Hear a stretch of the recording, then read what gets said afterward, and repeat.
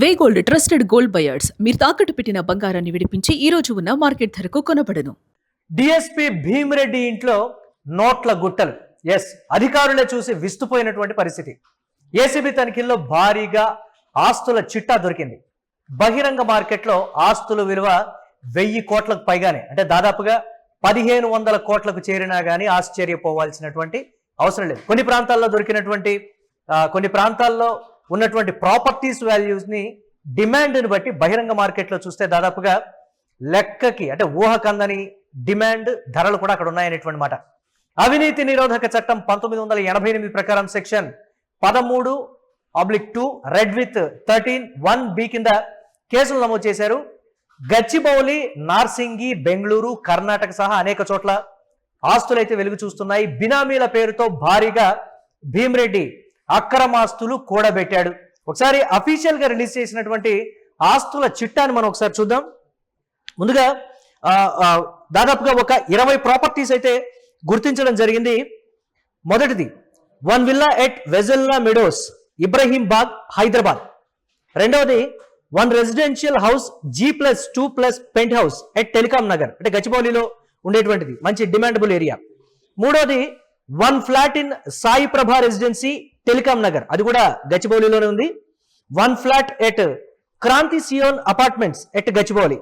అలాగే ఐదవది share in G+5 commercial complex admeasuring 500 square feet yards and Lanco hills road, మణికొండలో కూడా ఉన్నటువంటి పరిస్థితి ఉంది. అలాగే ఒక కమర్షియల్ స్పేస్ 3000 స్క్వేర్ ఫీట్, అంటే మణికొండకి దగ్గరలో మర్రి చెట్టు జంక్షన్ లోనే ఉంది. ఆ ప్రాంతం దాదాపుగా ఇప్పుడు విపరీతంగా డెవలప్ అయినటువంటి పరిస్థితి ఉంది. మర్రి చెట్టు జంక్షన్, మణికొండ అంటే పూర్తిగా ఒక ల్యాండ్ మార్క్ లాంటి ప్రాంతం. అలాంటి ప్రాంతంలో కూడా ఒక భారీ కమర్షియల్ ప్రాజెక్ట్ భీమిరెడ్డికి ఉంది.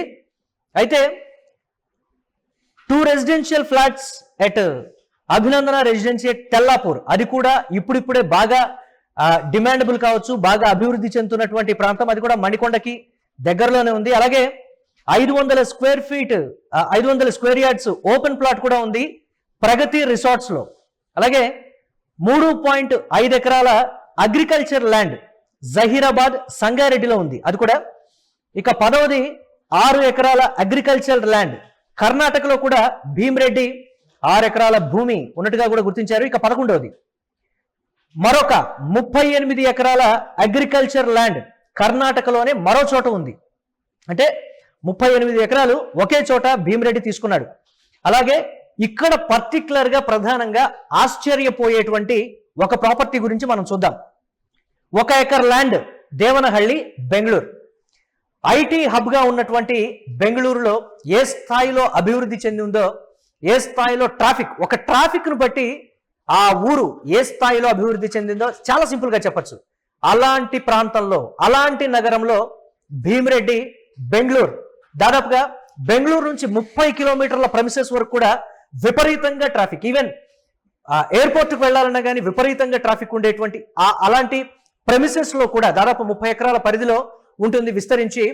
అలాంటి దేవనహళ్లి అనేది ఒక అభివృద్ధి చెందినటువంటి ప్రాంతంలో 1 ఎకరం, మీ ఊహకే వదిలేస్తున్నాం, దాదాపుగా 200 నుంచి 300 కోట్ల రూపాయలు ఆ ఒక్క ప్రాపర్టీనే అధికారులు బహిరంగ మార్కెట్లో డిమాండబుల్ ప్రాపర్టీగా కూడా చూస్తున్నటువంటి పరిస్థితి ఉంది. దాదాపుగా అంటే ప్రభుత్వ లెక్కల్ని మనం పక్కన పెడితే, ఇందాక వచ్చినటువంటి సమాచారానికి ఇప్పుడు ప్రభుత్వం అధికారికంగా విడుదల చేసినటువంటి భీమిరెడ్డి చిట్టాని మనం చూస్తే ఈ ఒక్క ప్రాపర్టీయే దాదాపుగా 200 నుంచి 300 కోట్ల పైచిలకు. ఇంకా 38 ఎకరాలు కూడా విపరీతమైనటువంటి డిమాండ్ ఉన్నటువంటి ప్రాంతంలోనే ఒకే బిట్ రూపంలో తాను తీసుకున్నాడని కూడా అధికారులు చెప్తూ ఉన్నారు. అలాగే మరొక ప్రాపర్టీని చూద్దాం. ఒక open plot 200 square yards Kamineni hospitals, Nagole, ఇది కూడా చాలా అభివృద్ధి చెందినటువంటి ప్రాంతం, మనం ఎల్బీ నగర్ కి సమీపంలో ఉంటుంది. అలాగే మరొక open plot 400 square yards near GPR housing society, Patan చెరువు.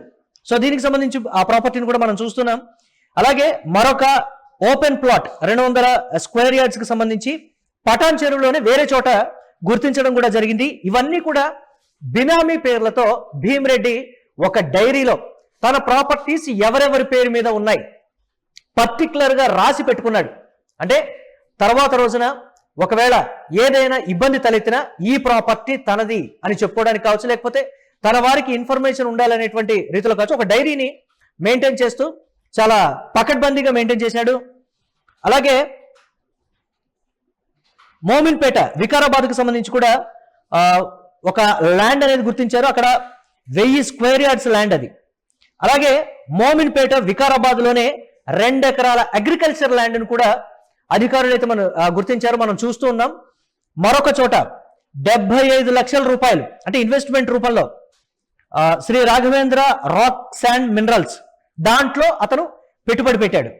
ఇక 20వ చివరాఖరిది agriculture land 4 to 20 acres at Muchintal village CC Kunta అక్కడ వాళ్ళు కనుగొన్నారు. ముచ్చింతల్ ఇప్పుడు ఏ స్థాయిలో డెవలప్ అవుతుందో కూడా మనం చూసాం. అక్కడ కూడా పర్టికులర్ గా చెప్పాలంటే హైదరాబాద్ నడిబొడ్డు నుంచి 50 కిలోమీటర్ల వరకు కూడా హైదరాబాద్ ప్రెమిసెస్ కిందే పర్టికులర్ గా చూస్తున్నటువంటి సిచ్యువేషన్ ఉంది. అవుటర్ దాటిన తర్వాత కూడా ఏ స్థాయిలో డెవలప్ అయిందో కూడా మనం చూస్తున్నాం. ఈ 20 ప్రాపర్టీస్ చిట్టా చూస్తే 1000 కోట్లు కాదు, 1500 కోట్లు కాదు, 1500 కోట్ల రూపాయల పైచిలుకు డెఫినెట్ గా ఉంటుంది. కొన్ని ప్రాపర్టీస్ వేళ్ల మీద లెక్కబెట్టేటువంటి 3-4 ప్రాపర్టీస్ వాల్యూయే బహిరంగ మార్కెట్లో భీమిరెడ్డి కూడబెట్టింది 1000 కోట్లు పైమాటే. మిగతావి పట్టుబడ్డటువంటి బంగారం కావచ్చు, లేకపోతే ఇతరత్ర కావచ్చు. ఒకవేళ ఆ డైరీలో రాయనటువంటివి బ్యాంకు లాకర్లు ఓపెన్ చేస్తే ఇంకెన్ని దొరుకుతాయి. ఇది అధికారులు పర్టికులర్ గా ఇప్పుడు ఈ రైడ్ లో వాళ్ళకు దొరికింది. ఒకవేళ లాకర్లు ఓపెన్ చేసిన తర్వాత మరిన్ని ఆస్తులు వెలుగు చూస్తాయి. భీమిరెడ్డి పాపాల చిట్ట ఇది అధికారులు బయటపెట్టింది. దాదాపుగా ఇందాకటి వరకు 200 కోట్లు ప్రభుత్వానికి ప్రభుత్వ రేటు ప్రకారం చూస్తే అది 500 కోట్లు అయింది. తరువాత కాదు, ఈ ప్రాపర్టీస్ అన్ని వెలుగు చూసింది 1000 నుంచి 1500 కోట్లు. కానీ మనం పూర్తిగా చదివిన తరువాత ఆయా రియల్ ఎస్టేట్ డిమాండ్ ని బట్టి చూస్తే మనం చూస్తున్నాం కొన్ని ప్రాంతాల్లో ఊహకందని ధరలు. రాబోయే రోజుల్లో కూడా ఆ ప్రదేశం అనేది బంగారంతో సమానమైనటువంటి భూమిని కూడబెట్టాడు. దాదాపుగా 1500 పైచిలకు.